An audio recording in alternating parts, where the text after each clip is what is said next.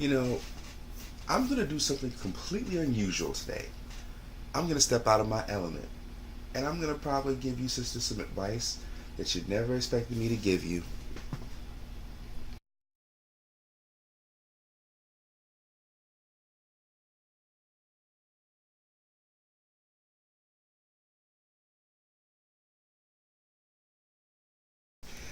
So, what's happening, everybody? Welcome back. It's a Friday morning. And of course, I had the bug really to make this video.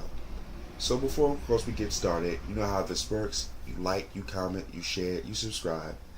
Make sure you pass this video around to all your friends. And of course, let's get those likes up. As long as you like the content, I'll definitely put out more kinds of it. And I'm going to do something completely unusual. Today, I'm not going to really moderate these comments because I really want to hear just what everyone's got to say on this. So do be advised, your trolling comments will get deleted, of course, but your more poignant thoughts, I'm just going to let it fly. Matter of fact, scratch that. We're not even going to block the trolls. I want it to be seen by everybody. So, starting off, the reason why I said you lead with the wrong things. Let's just get this straight, black women. No one cares where you went to school. No one cares how much money you make. And when I say that, I mean in the context of dating and relationships. No one cares. Your MBA from Harvard doesn't do shit for me. But Azriel, don't you want a woman that can help do this and do that? See, the problem, sister, is you're thinking like men. You think as a woman, this is what men check for.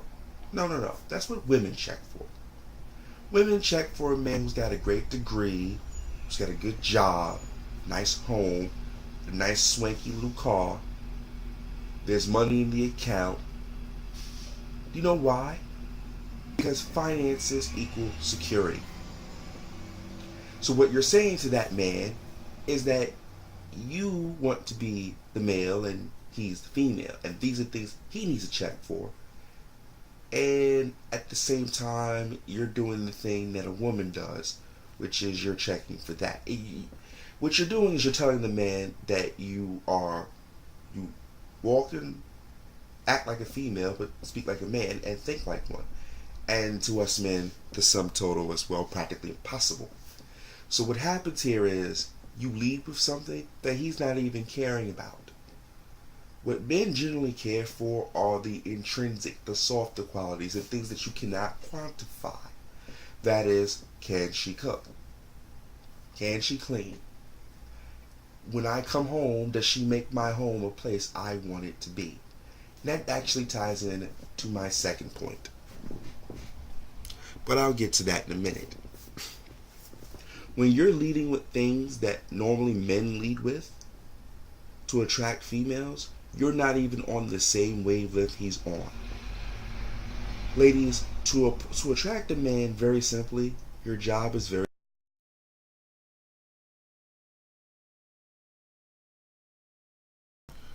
Okay, so number two, and this goes into my previous point. A lot of y'all are just contentious. You really are. And I chose this particular quote simply because normally I would have said, it is better to live on the corner of a roof than in a house with a contentious woman. But the reality is, black men at this point are not trying to live in the house with you. They're just simply throwing your black asses out, and y'all are sitting there with question marks over your head like this is freaking The Sims. So let me explain this to you. It's very simple. When you are contentious, you're arguing, you're squabbling, you're quarreling, and you quarrel for over meaningless, simple shit. Eventually, men in general, but black men in particular, are starting to say, if not already, you know what, fuck this. I can go elsewhere. But we're not talking about white and Latino and Asian men. We're going to speak specifically to black men, and to be fair, we will include Afro-Latino men because by definition they're still black. All things considered, if you are the source of trouble at home, then a man has no peace. And because he has no peace in his house, what is the one thing he's determined to have is peace in his house. So if you are bringing drama and instability and strife. This is what's going to happen. He's going to toss you out, and he's going to do whatever it is he sees fit to do. Now, mind you, the average dude these days might throw your black ass out, but still want to keep tooting it and keep tooting it. So he'll toot you, he'll boot you, and you'll believe there's something okay about that.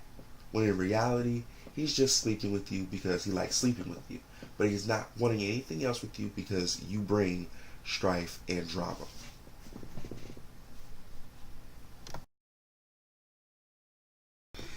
See, a lot of you chicks seem to forget there's this thing called water seeks its own level.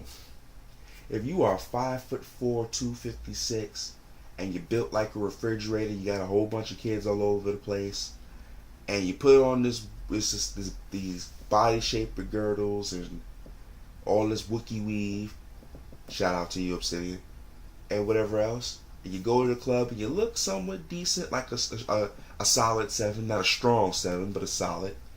But then when you get home, you look like roly-poly-oly at a 3. Yeah, most dudes ain't trying to fuck with that. I'm just being real. A lot of you chicks have these weird fucking expectations. He's supposed to put you on a pedestal, but then he's supposed to treat you as an equal. He's supposed to be 5'11" for some chicks, but mostly over 6 feet, with good hair, great skin, dick like a fire hose, and built like a fucking, well, insert your favorite model of car at the various liters displacements of the engine, if that's how you want to frame it, ladies. The reality is, what you're bringing to the table is not what you're asking for. Now let's be realistic. Case in point. Let's say a hypothetical. Let's say I meet a chick. She doesn't work. Okay. She's got one kid, does work. Alright. Now some of you might say, well, Azrael, why would you fuck with that chick rather than a chick who's got a good job and got X, Y, and Z, and she's just as pretty? And my first answer is, what is that chick with the job going to do for me? A lot of y'all will sit there and say, well, she can pay bills and she can do this. And great, finances is a big thing. But if she's not hitting on what I'm checking for, which is feminine companionship, a woman who can understand, who's very spiritual and very emotional, to counterbalance who I am, then the chick who's making all that money, who can help me with the paperwork, that's great. But you're not what I'm hitting on. Now, what does it have to do with chicks having standards and not realizing water seeks its own level? Everybody has their own place in the pecking order. And what happens is, guys who are above where the females are trying to swing up to, y'all are not meeting those qualifications. Now, in that example, the girl with the money and the good career could financially meet those qualifications, but the qualifications I'm checking for, she's not meeting.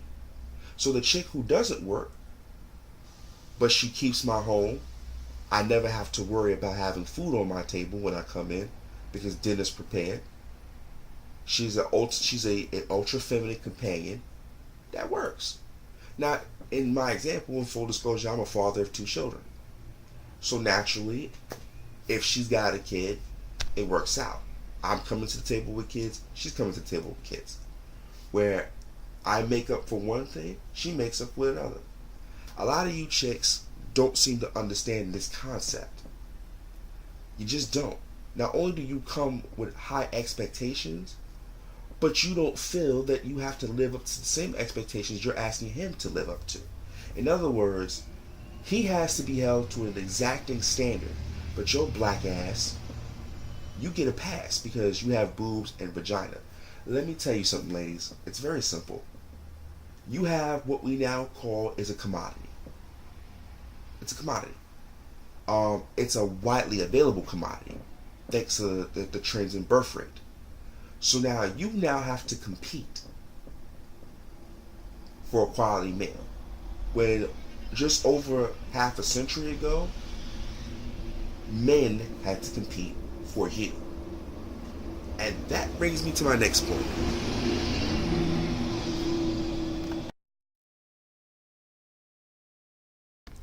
it pays the cost to be the boss. In dating, and let's just limit the scope to black women, foreign versus domestic. A lot of y'all are just saying, because I am female, that should be enough. That isn't. In this day and age, there are more women than there are men. So unfortunately for you, but fortunately for me, it's competition. And not only in competing for mates, I have to compete based on what I can actually provide on multiple points of attraction for women. But when it comes to women, you have to compete on a single or a few points of attraction that are for men. And where you're losing to the foreign black woman, to include, and I'll even go as far to include Western African women, although I highly doubt they're marrying American black men at such a significant rate. I could be wrong. But the reason why black women from places like Belize, Costa Rica, Panama, Cuba, La República Dominicana, Brazil, and so on are winning these men that you're chasing after is because they are operating in their natural role. No one's saying you got to be in the kitchen barefoot and pregnant. If that's something you like, hey, if you like it, I love it. But what these women are bringing to the table is what he's checking for. And most of you, y'all are stuck in the stall with the horse and can't get the horse going because you're immediately coming to the table, as I said in point 1, with the wrong things. And as I said in point 2, your attitude sucks. So, in keeping with that, the point that you have to understand is that in improving your physical appearance, in lowering your standards, to quote Rush V, and of course by understanding what men are actually checking for, and therefore providing that thing, it requires a lot of growth and submission and humility. And a lot of you chicks just simply don't have it. Now, this is not to say that black women in other countries are without fault, because that would be a lie. People in general are faulty. They're dangerous, they're emotional, and they're irrational animals. It's a fact. But when we deal with relationships, as opposed in the quote unquote black experience, the reason why these chicks are beating you is because they're doing the one thing that you're not. That's just being feminine. It's very easy in competition, I think, judging as a man, to see if I as a man, and I'll use myself as an example, I as a man come to the table, I make a pretty good salary, I have 2 children, I have a pretty good education, and I've served in the military. Compared to my male peers of my age group, between the ages of 27 and 31, I'm already ahead of the curve, despite the fact that I've got children, never been to jail, bills are paid on time, and the kids are taken care of. So I know, despite some setbacks and some personal issues, to a lot of women, I'm not a great catch, but I'm a good catch. Now, in that, I know that there are several different women I can choose from. If you come to the table and you think that I should just pick you because you're a black woman and you play the racism and white supremacy card, the colorism card, immediately I'm like, next. You have not shown me as a man why I should choose you. You have not shown me how are you going to make my life better. Because I can tell you very simply, a woman that touches my heart, me personally, I would do anything in the world for. That's just me. I can't speak for other men, and I don't think there are so many men who have that mindset that I do. But looking forward objectively, if you're just saying you should pick me because I am woman, you're going to get passed. See, the chicks from other countries, most of them are Latino, so that's fair.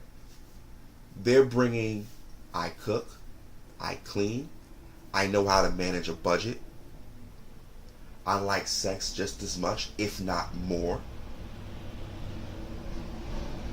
I'm going to take care of you. Even though, yes, I have a sassy mouth, and yes, I have an attitude at times, I'm going to check that by what I actually do for you. So sisters, understand. Most dudes, I'll tell you honestly, some dudes will overlook the fact that you got a problem with the mouth if you're bringing everything else he's checking for. And what makes you stand out is not just bringing what they're bringing. You have to bring that extra special quality that makes you unique. For example, some of you chicks are very good at poetry, or the humanities as I call it. You're able to pass this type of ideal and culture down to his children. Some of you are very wise. Some of you can be wise beyond your years. I don't know how many of you are there. I'm going to treat it as a unicorn. But if you have that wisdom compared to your peers and you don't, that might set you above the curve. So to recap on this point, you have to bring everything that your counterparts are bringing, and you have to bring something else that's unique to you, that sets you apart from all of the women. And that man who you're checking for, in addition to having the qualities that he's checking for, may notice you a lot more than he would somebody else.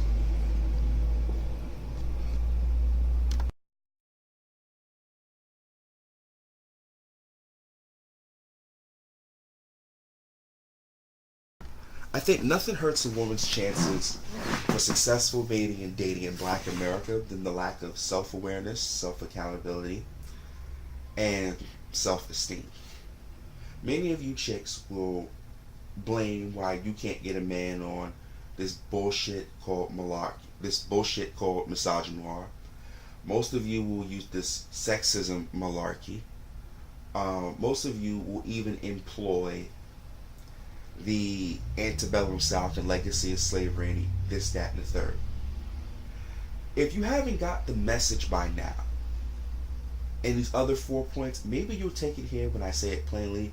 It is not an external cause for why you can't attract and keep a man. It's you. It's internal. It's all you, baby. It's all you. I'm not telling you a lie, sister, because honestly, I don't get paid for making these kind of videos. This is the first time I'm making one of this type. So I'm not getting paid for it. And this kind of advice is free. And the only reason why I'm giving you this kind of advice, because while I may not be interested in American Black women, I can't necessarily speak for my brothers, and I most certainly cannot speak for my children. They may end up taking your daughters to wife. I don't know. Lord only knows what the future holds. But if I'm going to criticize you, I think also I can give you a bit of advice. I think that's fair. That being said, when you are playing off of these external causes for why you can't attain a mate, what that signals is that you lack any self-awareness and the ability to see things as they are and make the corrections to things that you can. And for at least a guy like me, it's extremely off-putting. Not only that, it tells me that if something goes wrong, I will always bear the brunt of the responsibility while you bear none. And after a while, that breeds resentment. It just does. I'm sorry to tell you. It breeds resentment. Now, it's also speaks to the fact that it's a poor character. Because a lot of things that matter to men and women is their character, but for different reasons than it matters to women. Amongst women, a female's character matters for whatever reason you decide to matter, because women are very by nature subjective, and men are on the large by nature are objective. But peer-to-peer character matters for the reasons, of course, only you can define, because living a female experience you would know.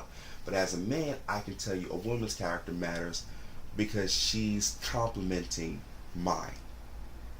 In other words, if I'm a man who is patient, steadfast, and forward-thinking, objective in my approach, then the character of my female counterpart will often be one that is diligent, thought provoking, deliberate. See how that works? Now, when you bring those two together, it's a sound, reasonable decision-making core. We will never make decisions without thinking on them, and we will never act on those decisions until we've decided together, or rather decided what should be the best course of action. So when you chicks lack that accountability, it doesn't bode you very well. When everything that goes wrong is pretty much deflected, that signals that you have no idea how to step back at the situation and be honest with yourself. And if you can't be honest with yourself, what the hell makes you think you're going to be honest with me? Since a lot of you are only bringing vagina to the table, I'm being perfectly honest, you're not even aware enough to know that that's all you're going to be worth. And I'm not trying to be mean when I say this, I'm being honest. That's what you're worth. And if that's what you're worth, how can you expect anyone else to see beyond that? Because that's all you're showing. No one's going to look in this world for these mysterious inequalities that you don't even recognize, much less care about putting forward. In all, I think, and in summation, these 5 points should tell you, black women, why you can't get and keep a man. It should. It has much to do with who you are internally. It has much to do with your inability to focus and be self-aware, to have accountability, your demeanor, your attitude, for those who are a little less inclined to use some extended vernacular, and it has to do with your physical appearance. Now, here's what I think you can do. For those of you who are a bit on the heavy side, you might want to invest in a gym membership. I'm just saying. For me, yes, I know. And this is just not a male-female thing. This is a people thing. I struggle with obesity. And I'm working very hard to make myself physically healthy. So I'm not going to make this a gendered thing when I say this. But I also will point out, women who are in shape are a lot more attractive than those who aren't. If you're not bringing what you're looking for to the table, you might want to start finding ways to do that. Matter of fact, I'm going to say this. If you're trying to win the attention and the affections of a specific male, you need to find out what he is, what he likes, and what he's looking for, and then you need to be that. If you didn't get that, I'm going to say it again.